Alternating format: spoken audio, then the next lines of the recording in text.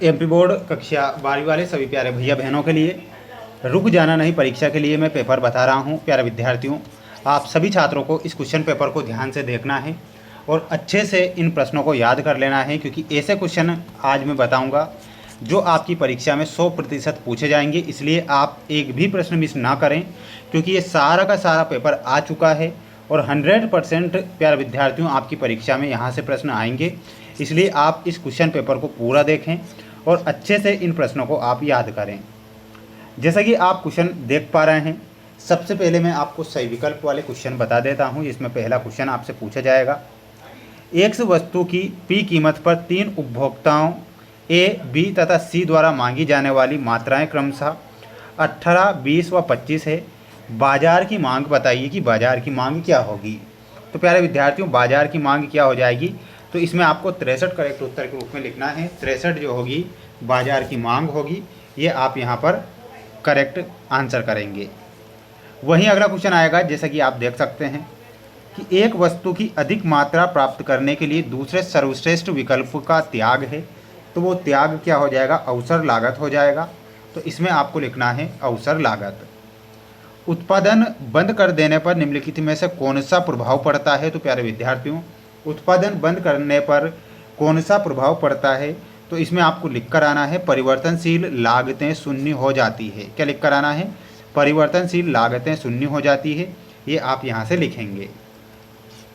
अगला क्वेश्चन आएगा, ध्यान से देखिएगा कि एक पूर्णतः प्रतिस्पर्धी बाजार में संतुलन तब होता है, तो ये कब होगा, जब मांग तथा पूर्ति एक दूसरे के बराबर हो। भारत में राष्ट्रीय आय की गणना का कार्य किस संस्था के द्वारा किया जाता है, तो उस संस्था का नाम आपको बताना है केंद्रीय सांख्यिकी संगठन के द्वारा। अब हम बढ़ेंगे हमारे अगले प्रश्न की ओर। अगला प्रश्न आएगा कि सीमांत उपभोग प्रवृत्ति है, तो सीमांत उपभोग प्रवृत्ति क्या हो जाएगी। तो इसमें आपका ऑप्शन नंबर फर्स्ट जो दिया गया है वो करेक्ट आंसर लिखना है और ध्यान रखना है। सभी प्यारे भैया बहन चैनल को सब्सक्राइब जरूर कर लीजिएगा माय डियर फ्रेंड्स, क्योंकि मैं आपको जो पेपर बता रहा हूँ आपकी परीक्षा में आएगा, इसलिए मैं आपको ये क्वेश्चन पेपर बता रहा हूँ। दो अनादिमान वक्र कभी भी एक दूसरे को नहीं करते हैं, तो नहीं काटते हैं। तो यहाँ पर आपको क्या लिखना है, नहीं काटते हैं।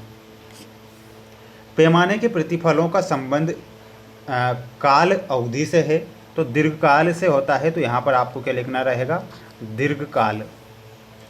प्रौद्योगिकी प्रगति से फर्म का पूर्ति वक्र और शिफ्ट हो जाता है, तो दाहिनी ओर वो शिफ्ट होगा।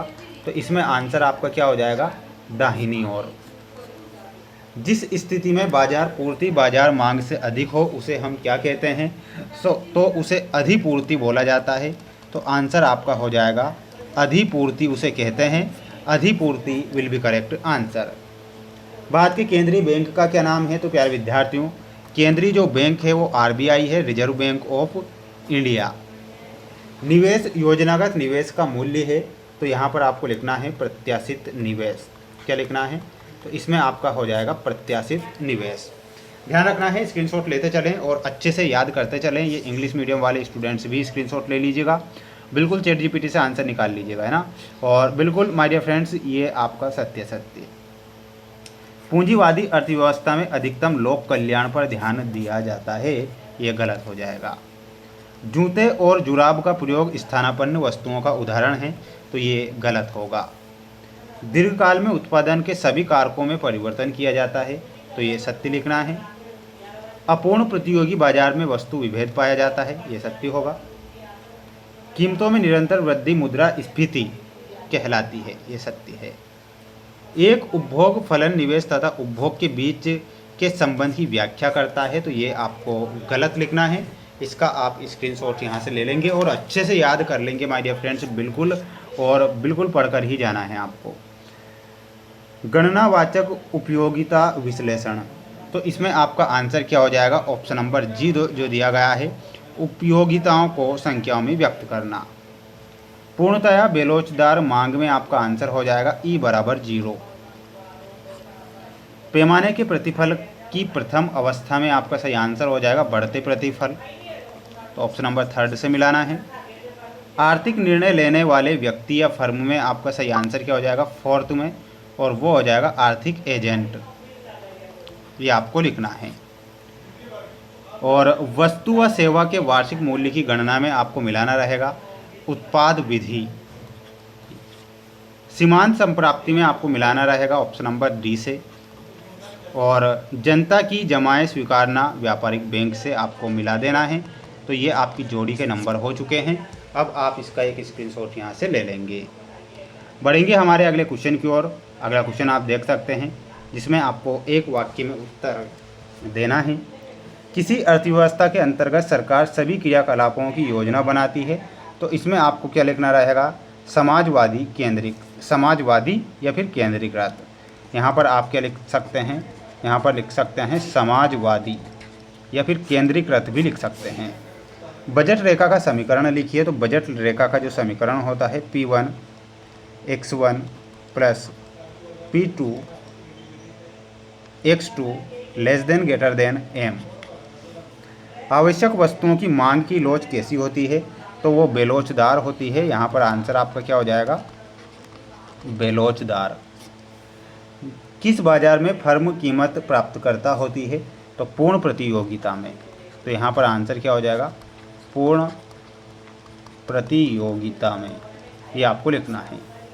जॉन मेनार्ड किन्स की 1936 में प्रकाशित पुस्तक का नाम क्या है, तो इस पुस्तक का नाम आपको कमेंट बॉक्स में आंसर बताना है। देखते हैं कौन आंसर यहाँ पर देगा।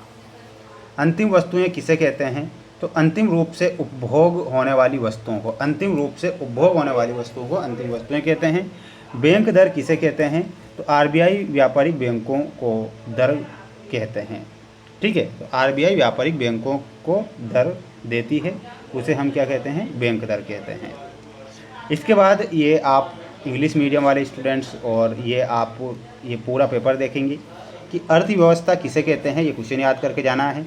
बाजार अर्थव्यवस्था का अर्थ, कुल उपयोगिता किसे कहते हैं, सीमांत उपयोगिता किसे कहते हैं, पूरक वस्तुएं किसे कहते हैं, इसके 2 उदाहरण आएंगे आपकी परीक्षा में। इसके बाद आएंगे आपकी परीक्षा में क्वेश्चन कि सामान्य वस्तुएं किसे कहते हैं, इसके 2 उदाहरण। पूर्ण प्रतिस्पर्धी बाजार की विशेषता, लाभ अधिकतमीकरण की 2 शर्तें। हम कब कहेंगे कि बाजार में किसी वस्तु के लिए अधिक मांग है, तो इनका आप स्क्रीनशॉट लेते चलें और बिल्कुल अपनी फेयर कॉपी से इन्हें याद कर लेना है। और बिल्कुल आपको क्वेश्चन छोड़कर नहीं आना है। बिल्कुल मोस्ट क्वेश्चन मैंने यहाँ पर बता दिए हैं, जो कि आप स्क्रीन के सामने ये सारे क्वेश्चन देख रहे हैं। और एक और बात मैं बता देता हूँ, ये आपका आ चुका है 2nd नंबर का सेट पेपर, जो आप स्क्रीन के सामने देख पा रहे हैं प्यारे विद्यार्थी। तो बिल्कुल इस सेट पेपर को भी मैं क्लियर करवाऊँगा। तो आप निश्चिंत रहें, चैनल को सब्सक्राइब करके रखें। मिलते हैं नेक्स्ट वीडियो में।